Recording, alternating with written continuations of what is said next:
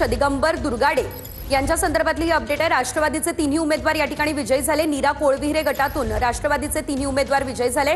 दुर्गाडेंची कन्या ही या ठिकाणी विजयी झालेली आहे। पुणे जिल्हा बँकेचे अध्यक्ष आहेत दुर्गाडे यांच्या कन्या विजयी झाले आहेत। तर पुरंदर नीरा कोळविहिरे गटामधून राष्ट्रवादीचे तीनही उमेदवार विजयी झाले। नंतर जिल्हा परिषदेची आकडेवारी पाहूयात। भाजप 7 जिल्हा परिषदांवर, शिवसेना 3। ती आकडेवारी आपण ग्राफिक्सच्या माध्यमातून पाहतोय। अजित पवारांची राष्ट्रवादी एका जिल्हा परिषदेवरती, शरद पवारांच्या राष्ट्रवादीला खातं उघडता आलेलं नाहीये, 0 हा आकडा सध्या दिसतोय। तर काँग्रेस एका जिल्हा परिषदेवर आपल्याला या ठिकाणी दिसतेय। ठाकरेंच्या शिवसेनेला सुद्धा खातं उघडता आलेलं नाहीये। ही सर्व आकडेवारी आपण जिल्हा परिषदेची पाहतोय। पंचायत समितीमध्ये भाजप सगळ्यात 1 नंबरचा पक्ष ठरलाय। 40 जागा मिळून भाजप 1 नंबरवर, शिंदेची शिवसेना 24, राष्ट्रवादी 20 जागांवर, काँग्रेस 8, राष्ट्रवादी 8 आणि ठाकरेंची शिवसेना 5 जागांवर आघाडीवर आहे। आतापर्यंत 106 जागांचे कल हाती आलेले आहेत।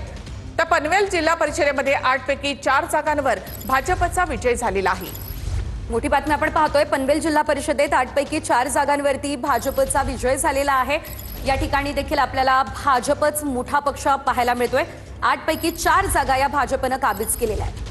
त्यानंतर पनवेलमध्ये आता भाजपचा गुलाल उधळला जातोय। 8 पैकी 4 जागांवर भाजपनं या ठिकाणी विजय मिळवलेला आहे। पनवेल जिल्हा परिषदेत भाजपचा डंका, 8 पैकी 4 जागांवर भाजपचा विजय। तर पंचायत समितीमध्ये पुन्हा एकदा आपण निकाल पाहूयात। तर भाजप 40 जागांवर, शिवसेना 24, राष्ट्रवादी 20 जागांवर आघाडीवर आहे।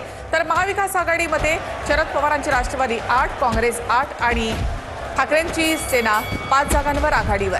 बऱ्याचशा ठिकाणी राष्ट्रवादी एकत्र त्यांनी निवडणूक लढवलेली आहे। तर या निवडणुकांवर दोन्ही राष्ट्रवादींच्या विलीनीकरणाचा मुद्दा देखील अवलंबून असणार आहे।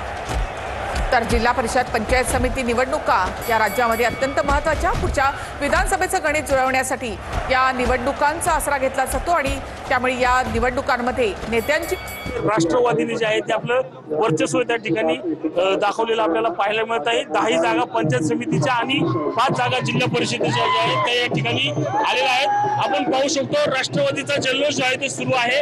यामध्ये मात्र एक वेगळं पण पाहायला मिळतं। अजित पवारांचा फोटो जो आहे